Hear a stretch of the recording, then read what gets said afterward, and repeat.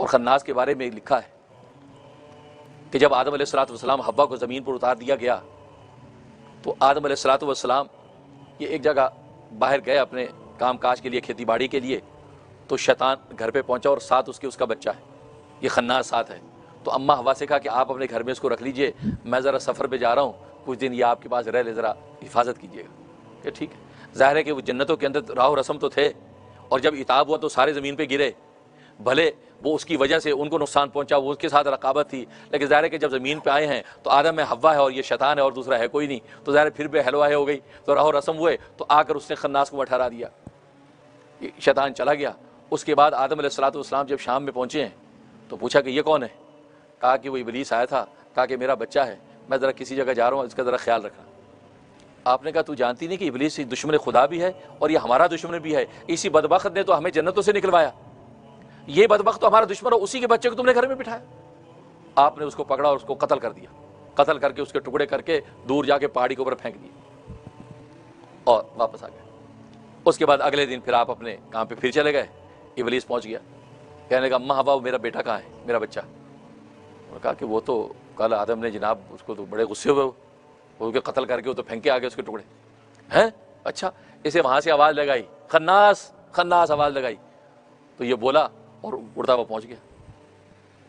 کہا کہ دیکھو اب اس کا خیال کرنا، میں پھر جا رہا ہوں، اب اس کو کوئی تکلیف نہ پہنچے، چلا گیا۔ اب آدم علیہ السلام جب پھر پہنچے ہیں تو دیکھو کہ پھر وہی، یہ پھر تم نے رکھ لیا، کہتے کیا کروں، وہ آیا تھا، اس نے آواز لگائی، یہ خناس پھر زندہ سلامت ہو کے سامنے تھا۔ آپ نے کہا اچھا، آپ نے اس کو پکڑا اور اس کو جلا دیا، اس کو جلا دیا، بالکل راکھ بن گئی، اور راکھ کو آپ نے جا کے اڑا دیا، کہا کہ بھائی اس کا ٹنٹا ہی ختم، کیونکہ یہ دشمن خدا، یہ ہمارے ساتھ ایسا کر رہا اور وہاں جنتوں سے ہمیں نکلوایا۔ اس کے بعد پھر ابلیس پہنچا کہ میرا بیٹا کہاں ہے؟ کہا جی اس کو تو جلا کے راکھ کر دیا اور راکھ کو اڑا دیا ہوا میں۔ اس سے پھر وہاں سے آواز لے گیا خناس، وہ جی لبیک حاضر ہوں، پہنچ گیا۔ ان کا دیکھو اب خیال رکھنا آئندہ ایسا نہ ہو، پھر چلا گیا۔ آدم علیہ السلام واپس آئے، دیکھا پھر موجود، یہ کیا ماجرا ہے؟ کہا کہ وہ آیا تھا، ابلیس سے آواز لگائی، یہ زندہ سلامت پھر موجود۔ یہ اللہ تبارک و تعالیٰ کے تکوینی فیصلے ہیں۔ ظاہر ہے کہ ابتدائے کائنات ہو رہی ہے، تخلیق کائنات ہے، اس عجائب و غرائب اللہ تبارک و تعالیٰ کی لوح محفوظ میں ظاہر ہو رہے ہیں۔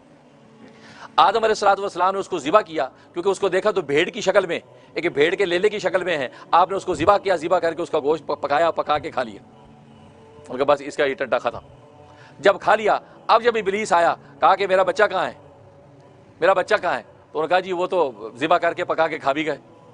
اس نے آواز لگائی، خناس خناس آواز لگائی، تو آدم علیہ السلام کے اندر سے آواز آئی کہ میں یہاں ہوں، میں یہاں ہوں، لبیک میں یہاں ہوں۔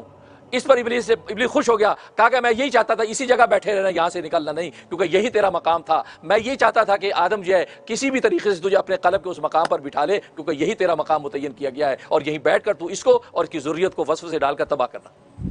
یہ وہ خناس ہے، اس طریقے سے ہمارے قلب کے بائیں طرف بٹھایا گیا۔ اب اس کی ذریت اور نسل اسی طریقے سے آگے چلتی چلی جاتی ہے، یہاں تک کہ حدیث میں آتا ہے کہ جب ایک، اور یہ شیطان نے یہ بات منظور کروائی کہ آدم علیہ السلام کی ذریت رب ذوالجلال آپ نے اتنی پیدا کرنی ہے، آپ میرے بارے میں کیا حکم ہے؟ تو اللہ تبارک و تعالیٰ نے فرمایا تیرے ساتھ میں یہ وعدہ کرتا ہوں، آدم کی ذریت میں اگر ایک پیدا کروں گا تو تیری ذریت کے اس وقت 9 پیدا ہوں گے۔ لہذا انسانوں کی شیطان کے ساتھ 1 اور 9 کی نسبت ہے۔ جب ایک انسانی بچہ پیدا ہوتا ہے تو شیطان کے اس وقت 9 بچے پیدا ہوتے ہیں۔ اب وہ 9 بچے گویا کہ اس بچے کے پیچھے لگ جاتے ہیں، اس کو گمراہ کرنے کے لیے شروع ہو جاتے ہیں۔ اب آپ اس کا ریشو کا اندازہ کر لیجئے کہ کتنے شیاطین ہیں، کتنے ابلیس کے یہ بچے ہیں کہ جو آدم کی ذریت کو گمراہ کرنے پر تلے ہوئے۔